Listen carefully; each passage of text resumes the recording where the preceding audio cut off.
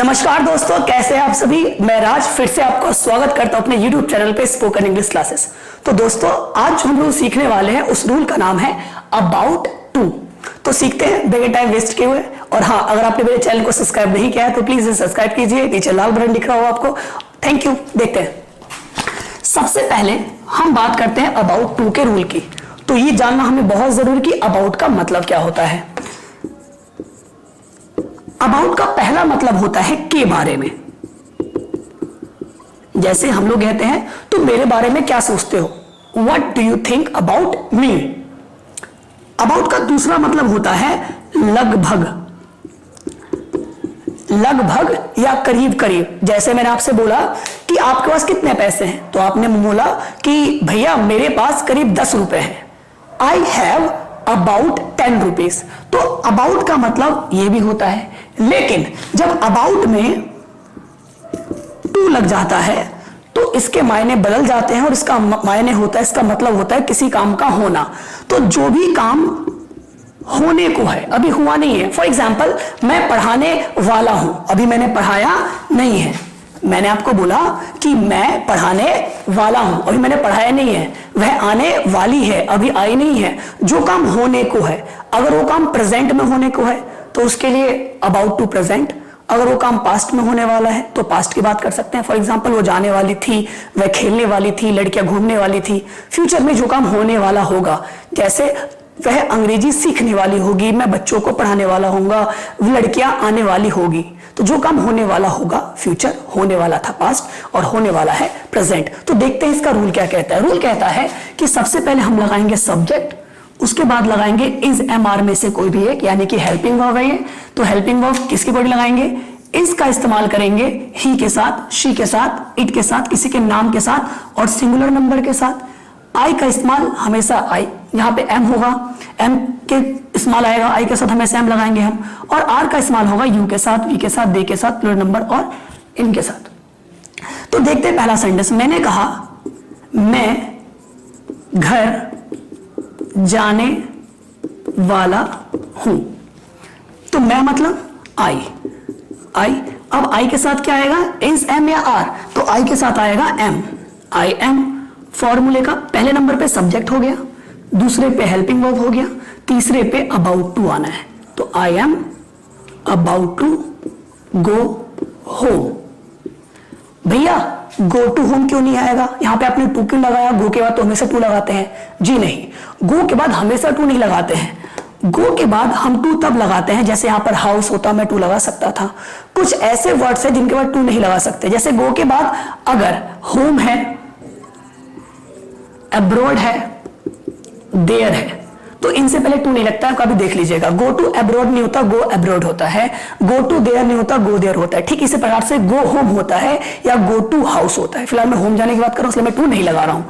ठीक है, कुछ लोग इसको ऐसे बोलते हैं, I am to go home, I am about to go home या I am to go home. इसका एक और रूल भी होता है, जैसे आई एम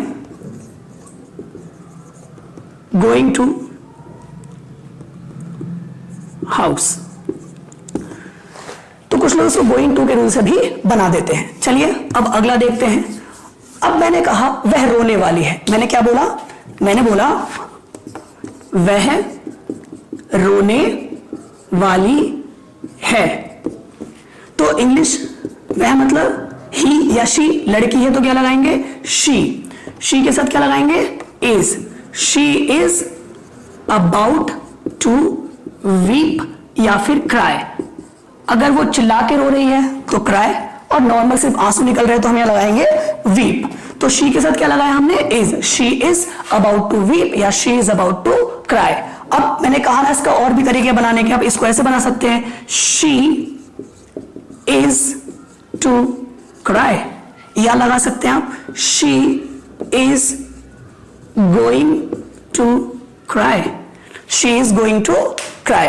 तो आप इसमें गोइंग टू का रूल भी लगा सकते हैं, या डायरेक्ट टू के बाद फर्स्ट फॉर्म लगा सकते हैं, या about two plus first form लगा सकते हैं। तो इसके 3 रूल होते हैं। नेगेटिव में क्या करना है, इजम आर के बाद आपको सिर्फ नॉट का इस्तेमाल करना है। जैसे मैंने कहा तुम लोग पढ़ने वाले नहीं हो, मैंने क्या बोला, तुम लोग पढ़ने वाले नहीं हो। कौन नहीं पढ़ने वाला है? तुम। तो तुमको क्या बोलते हैं? यू। और यू के साथ क्या इसका इस्तेमाल होगा? देखिए आर के यहां जो है यू, तो यू के साथ इस्तेमाल हो रहा है यहाँ पे आर का। यू के साथ हम लगाएंगे आर। यू आर नेगेटिव में not about to study. You are not about to study. आप लोग बोलेंगे भैया रीड क्यों नहीं लगाया, आपने स्टडी क्यों लगाया? तो रीड का मतलब कोई किताब पढ़ने से होता है, like I am reading book, I am reading novel, I am reading magazine. तो कोई चीज लिखी हुई है उसे पढ़ रहे हैं, उसके लिए रीड। और हम नॉर्मल पढ़ाई की बात करते हैं उसके लिए क्या लगाते हैं हम लोग? स्टडी। तो देखते हैं, तो नेगेटिव का इस्तेमाल हम कर सकते हैं, वह रोने वाली नहीं है, she is not about to cry. या तुम लोग अंग्रेजी नहीं सीखने वाले हो, you are not about to learn English. अगर हमें इसका इस्तेमाल पास्ट में करना है, मान लीजिए कि हमें इसका इस्तेमाल पास्ट में करना है, तो आपको सिर्फ इतना करना है, ये जो इज एम आर है आप इसको वॉज वर्ब में चेंज कर देंगे। यानी पास्ट का रूल हो जाएगा सब्जेक्ट वॉज वर्ब, उसके बाद अबाउट टू प्लस वर्ब की फर्स्ट फॉर्म और प्लस ऑब्जेक्ट। ठीक है, तो मैंने कहा अब भैया ये कब लगाएंगे? तो आप इसका इस्तेमाल करेंगे आई के साथ, ही के साथ, शी के साथ, कुल मिला के सिंगुलर के साथ इस्तेमाल होगा, और इसका इस्तेमाल होगा प्लूरल के साथ। ठीक है, तो मैंने कहा वह जाने वाली थी, यहां पे क्या था? वह जाने वाली है। अब यहां पे क्या हो जाएगा? वह जाने वाली थी। मान लीजिए मैं बनाता हूं एक सेंटेंस, वह जाने वाली थी, तो वह मतलब कौन? शी। अब शी के साथ वॉज या वर्ड लगाएंगे, तो शी के साथ लगाते हैं was. She was about to go. मैंने आपको बताया इसके भी और तरीके हैं, अबाउट टू नहीं लगाना चाहते तो अब ऐसे लगा लीजिए, शी वॉज टू गो। भैया कुछ और तरीका है? बिल्कुल है, अब इसको ऐसे बना सकते हैं, she was going to go. ठीक है, तो अब नेगेटिव में क्या करना है? नेगेटिव में हम वॉज वर्ब के बाद फिर से इसका नॉट का इस्तेमाल कर सकते हैं, जैसे कि वह जाने वाली नहीं थी, she was not about to go. कुल मिला के आप ये समझ लीजिए कि इन सबका रूल एक ही होता है। आपको ये यूनिवर्सल रूल याद रखना है हेल्पिंग वर्ब का। सब्जेक्ट लगाएंगे, अगर प्रेजेंट है तो प्रेजेंट में इज एम आर में से कोई एक लगाएंगे, पास्ट में वॉज वर्ब में से कोई एक लगाएंगे, फ्यूचर में विल भी लगा सकते हैं सबके साथ, और उसके बाद आपको लगाना है अबाउट टू, और फिर लगाना है वर्ब की फर्स्ट फॉर्म प्लस ऑब्जेक्ट। अब देखना है कि प्रेजेंट है पास्ट है। मैंने कहा तुम आने वाले हो, तुम यानी आप आने वाले हो, you are about to come. English क्या बनी?